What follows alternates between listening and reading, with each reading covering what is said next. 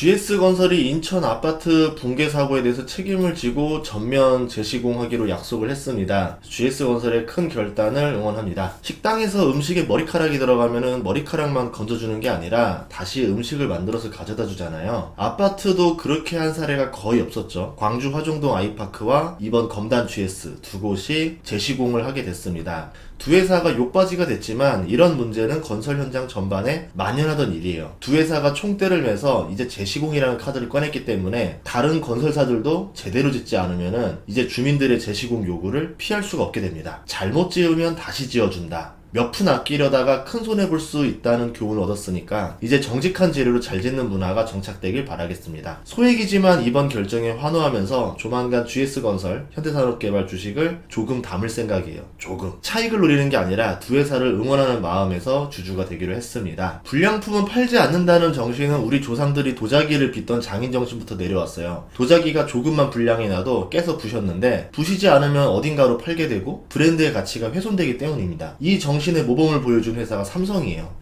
삼성전자는 휴대폰을 1988년에 만들었습니다. 굉장히 옛날부터 만들었죠. 당시에는 모토로라가 최강자였는데 아이폰이 나오기 전까지는 이제 모토로라, 노키아가 최강자였었습니다. 삼성전자는 모토로라를 따라잡기 위해서 생산 증가에 힘을 썼죠. 물량으로 상대하기 위해서요. 그래서 불량률이 약 12%까지 올라갔습니다. 10대 중에서 한 대가 불량이니까 고객들이 열이 받았잖아요. 대리점 가서 불만을 표출하고 어떤 사건까지 있었냐면은 직원들 뺨을 막 때린 거예요. 난리가 났죠. 이때 이건희 회장이 보여준 용기가 어떤 거였냐면은 애니콜 화형식이었었습니다. 그때가 1955년인데요. 시중에 있는 제품들 모조리 회수해! 이래가지고 공장으로 다 모아왔어요.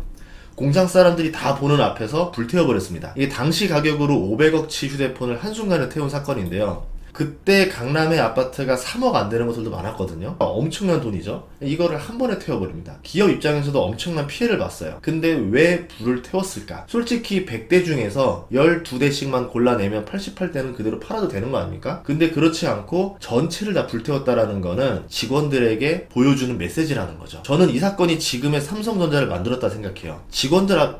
직원들 입장에서는 이제 대충 만들면 안 되겠다. 회장님의 방침은 품질이 우선이다라는 걸 보여줬기 때문에 품질을 최대로 신경 써서 만들자. 이렇게 되겠죠. 저도 예전에 어려웠던 시절이 있었잖아요. 열심히 살아보려고 하니까 운 좋게도 전국에서 굉장히 유명한 식당을 운영하시던 사장님이 제가 성실해 보였었는지 고깃집을 차려서 돈을 벌어봐 이렇게 말을 했었어요. 근데 제가 이쪽 지식이 아예 없으니까 그래서 못할 것 같아요 라고 했는데 그분이 했던 말이 지금도 인상적이에요. 성공할 수 있어. 대신에 끝까지 좋은 고기만 써. 그럼 성공할 수 있어. 도중에 고기 품질 떨어뜨리지 마. 이러는 겁니다. 어떻게 하면 더 좋은 재료로 고객들에게 최상의 맛을 전달할 수 있을까를 고민하는 식당은 계속 잘 됩니다. 근데 반대로 어떻게 하면 고기를 조금이라도 나쁜 걸 써서 많이 남겨 먹을까를 생각하면은 얼마 안 가서 그 식당은 망합니다. 삼성은 그 후로 어떻게 됐을까요? 1996년 삼성전자는 아날로그 방식을 벗어나요. 독자적으로 디지털 방식의 휴대폰을 개발하기 시작합니다. 1997년에는 휴대폰을 해외로 수출을 했어요. 저가폰이 아니라 그것도 비싼 프리미엄 폰으로 수출을 합니다. 아무리 개업 초기라고 해서 좋은 고기를 싸게 팔 수는 없는 거잖아요. 그러면은 다음부터 가격을 올리기 쉽지가 않습니다. 그냥 우리는 처음부터 좋은 핸드폰을 만드는 회사입니다 라고 보여주는 거죠. 대신 가격도 비싸게 제값을 받겠습니다. 품질이 좋으니까 그만큼 제값을 받겠다라는 전략은 그 이후에 나오는 프리미엄 전략의 표준이 됐죠. 이후에 경쟁사들은 아이폰의 등장으로 모두 전멸했지만 삼성전자는 갤럭시로 지금까지 아이폰의 유일한 라이벌로 남아있습니다. 아이폰이 공략하지 못한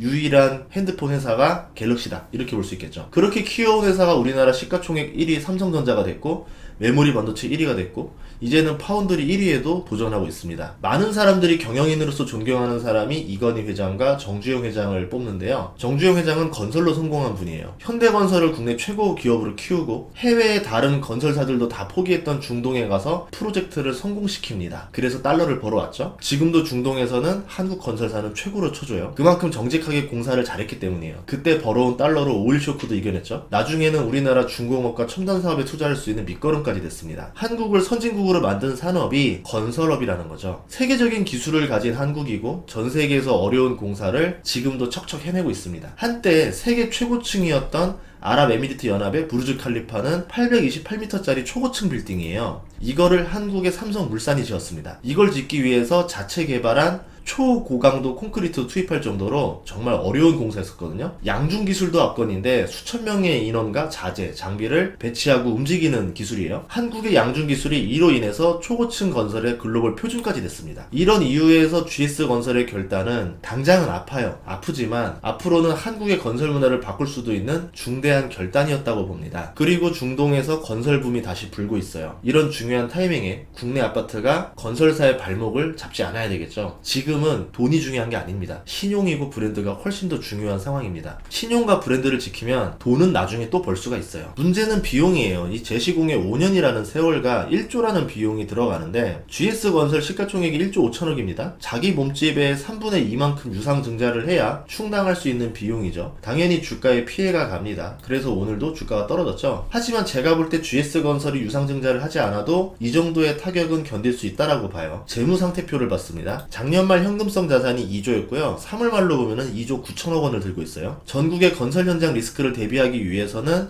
이 돈도 턱없이 부족하다 이렇게 볼 수 있지만 지금 상황에서 현금 3조를 들고 있는 기업도 흔하지 않습니다. 향후 GS건설이 벌어들일 수 있는 돈도 중요하겠죠. 영업이익도 6천억대, 순이익도 4천억대를 3년 이상 지속할 수 있다고 컨센서스에 나와 있어요. 미분양 문제라던가 PF 문제가 심각하지만 않다고 하면은 1조라는 돈이 기업에 타격을 주는 정도는 아니라는 거죠. 불량품이 나왔다고 시중의 제품을 모두 불태우는 삼성, 건물을 모두 부시고 새로 짓는 현대산업개발, GS. 지금은 아프지만 앞으로는 품질에 신경을 써서 세계적인 기업으로 오래오래 남길 바라겠습니다. 그런데 주식은 따라사지 않았으면 좋겠어요. 작년에 5만원 하던 주식이 지금 18,000원이에요. 떨어지는 칼날은 잘못 잡으면 인생을 베입니다.